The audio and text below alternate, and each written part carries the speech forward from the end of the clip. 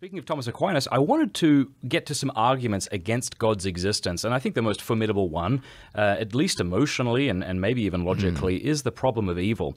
And I know there are different ways to articulate that argument, but I wanted to share with you sort of Aquinas's and just have you respond to that. Again, I think Aquinas does a great job at arguing against himself. You sometimes think, how's he going to get out of this one? Yes. He says, "It seems that God does not exist, because if one of two contraries be infinite, the other would be altogether destroyed. But the word God means that he is infinite goodness. If, therefore, God existed, there would be no evil discoverable. But there is evil in the world, therefore God does not exist."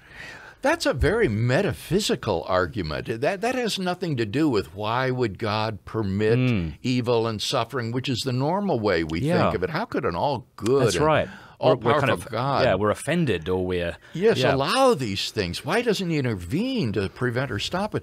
But this is a very metaphysical argument. He's saying God's infinite goodness, in a sense, just expels evil so that it cannot exist. Like if there were infinite light, there would be no darkness. Right, exactly. And here I think that Augustine took the right tack, namely that evil does not have any sort of positive ontological status. Evil is a privation. Parasitical. Yes, exactly. It is an absence of something, namely it's a privation or a lack of proper order in the creaturely will. Rather than being ordered to God as the supreme good, it's ordered toward lesser goods, and therefore there is evil. There is an absence of right order in the creaturely will, and that's what evil is. And that privation is real, but it's not something that has positive ontological status. Well, I want to share with you his response. You know, these responses are very quick. This is one or two sentences, but I wanted to see what you think about his response to his objection. And he actually does quote Augustine. He says, "As Augustine says, since God is the highest good, he would not allow any evil to exist in his works unless his omnipotence and goodness were such as to bring good even out of evil.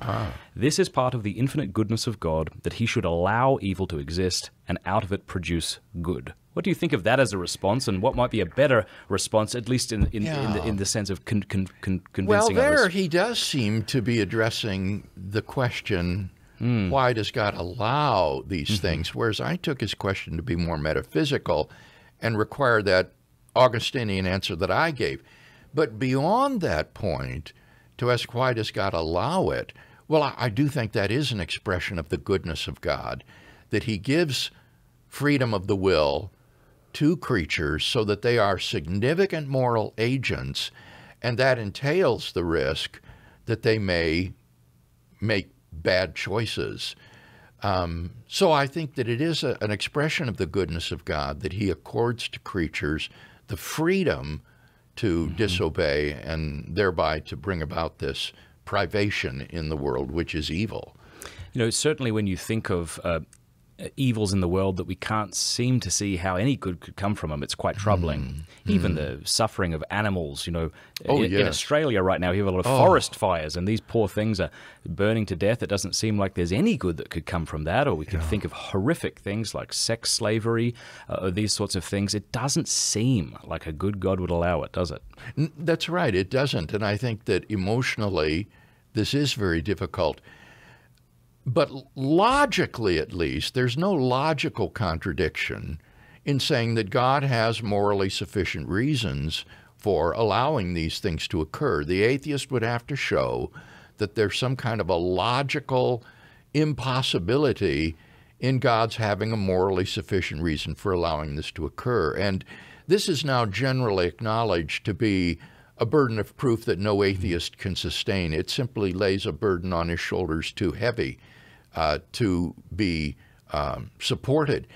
Rather, the atheist's better line is to say, well, it's possible that God has a morally sufficient reason for permitting these things, but it's highly unlikely because these things look pointless. They look as though they have no justifying ends.